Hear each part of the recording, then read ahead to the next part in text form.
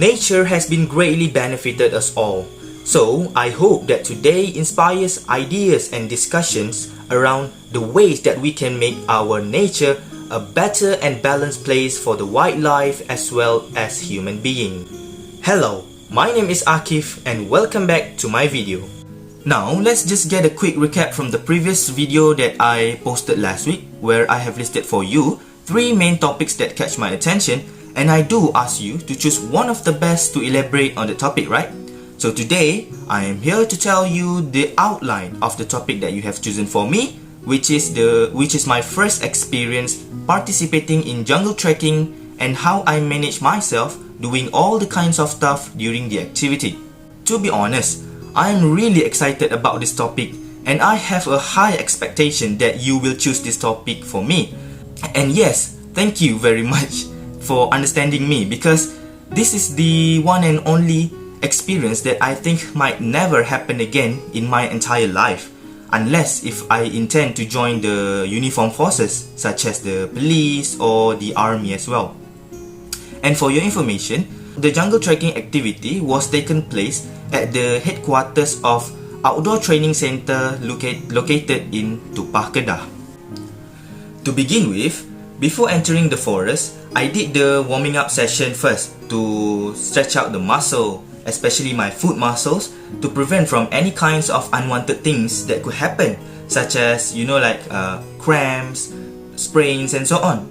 So that is why warming up is very necessary to be taken out before we jump up into the real activity that will require us to use our physical movement in a long period of time.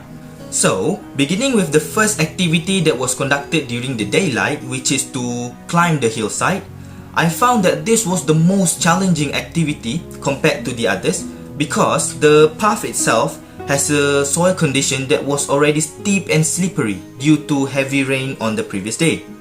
In addition, high and low soil geographical structures make it even harder for me to climb and down climb the hill. Fortunately, I did not suffer any injuries at all, even though there was a time when I almost fall and lay forward due to the slippery path, but thank God I managed to cling to a tree trunk when I slipped through it. There was also a time when my water bottle was totally empty because I have drank all of them, and suddenly my coach cut down a small tree trunk using a parang and he gave it to me. He told me to hold the trunk vertically until I saw water droplets coming out from the center part of it. And the most shocking moment was the fact that he told me to lick those droplets just like that. I am really shocked and afraid at that time, because my mind kept thinking, am I going to die if I lick those droplets? And then he said that this type of trunk has a high amount of water stored inside it and is safe to drink whenever we are lost in the jungle or running out of water, for example.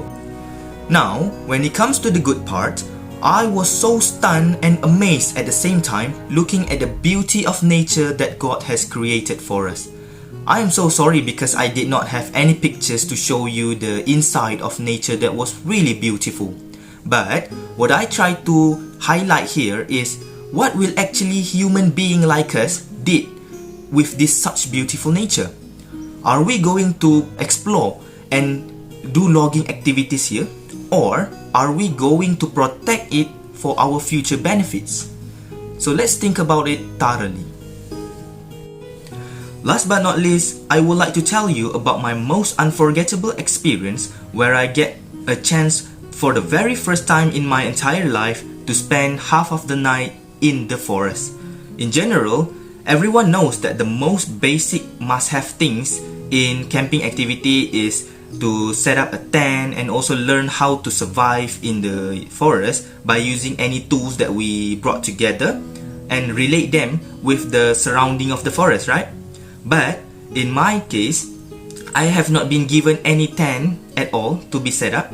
Instead, I just need to lay down on the ground freely just like that with only a base of dried leaves. Usually, I lay on my comfortable bed while sleeping with a snoring sound. But this time, my eyes just couldn't feel sleepy at all. Hence, I stayed up throughout the night while looking at the surrounding of the forest by using my only torchlight that I brought along. There were a lot of animal sound that I heard, such as birds, bats, and insects. And when all of the sounds were combined together, I can't stop thinking about when to go back home.